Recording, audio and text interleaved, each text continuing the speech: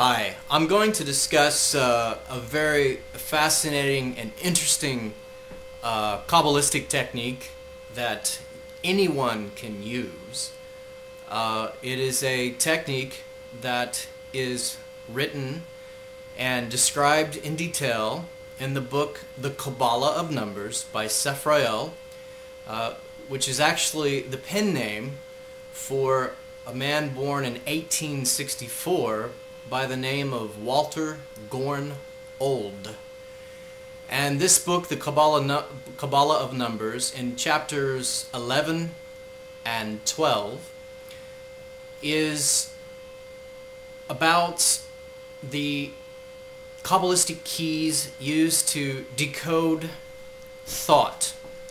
And that is because, as I recently heard from in an interview with Michael Horn discussing the Billy Myers contact case and the contact notes,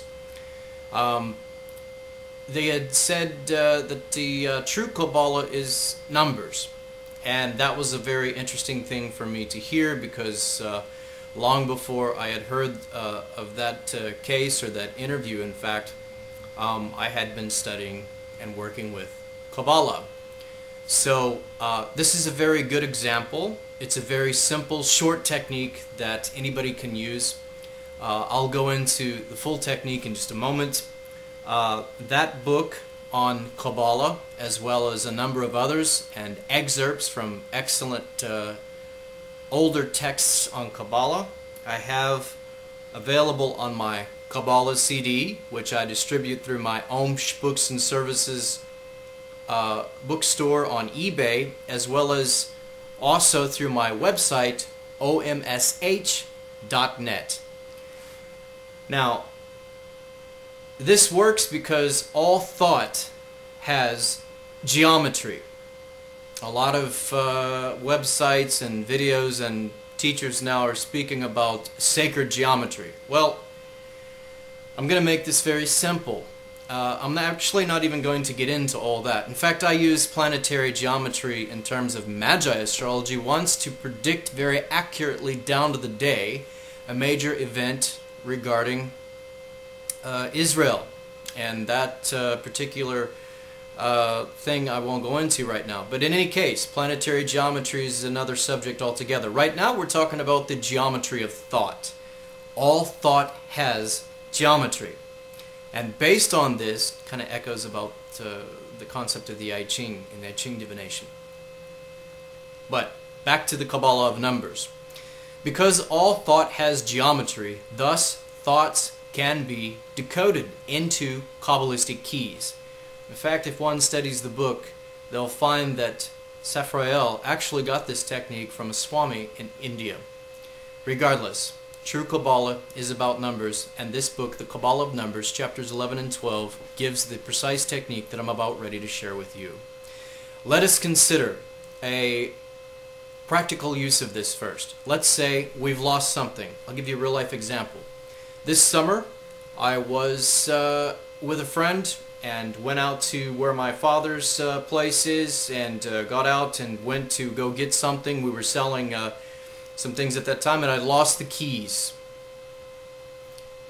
And but along this entire running around that day, I couldn't go back and find these keys.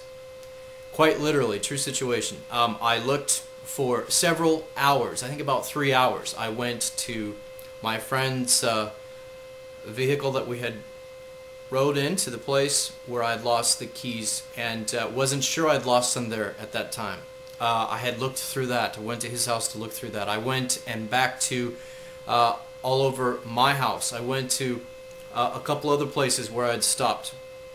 So I spent about 3 hours and couldn't find him, and I'm thinking, God, I'm going to have to go find a locksmith. And this guy's probably going to charge at least $50 because I lost these keys. So I thought, about the Kabbalah of Numbers. And I used the technique, and it was this simple. After thinking about it for about 5 or 10 minutes, not being distracted, not, having something else going on that could pull my thought or my focus or concentration on the question, where are the lost keys? And what you do is after about a 5 or 10 minute period of thinking and concentrating on the question of where the lost item is, you come to a point where a number comes to your mind, and the first number that comes to your mind, 0 through 9, that's a single digit number, you write it down. Or if you're working with someone else, which I've done to experiment and research and test this technique with, they'll write the number down. Or if it's you taking it and divining their thoughts, for example, then you're writing the first number that comes to their mind down on a piece of paper. Whoever it is, you're writing that number down, and then the next number that comes to your mind, single digit 0 through 9, you write that down. Up to 9 numbers. Maybe someone only has 2 or 3 numbers that come to their mind. Maybe someone else has 9 numbers come to their mind after 5 or 10 minutes or so of concentrating on this question of where this particular lost item is. After that, you take that set of numbers, you add them up, and you add a 3. Then that number total is your Kabbalistic key. And in chapter 12 of the Kabala of Numbers by Sepharel, you have the Kabbalistic keys for lost items. So what I had come up with was key 43, and the part of that key is interpreted as this: not far away, try the pedal of the Garwin and the stables, you get it back.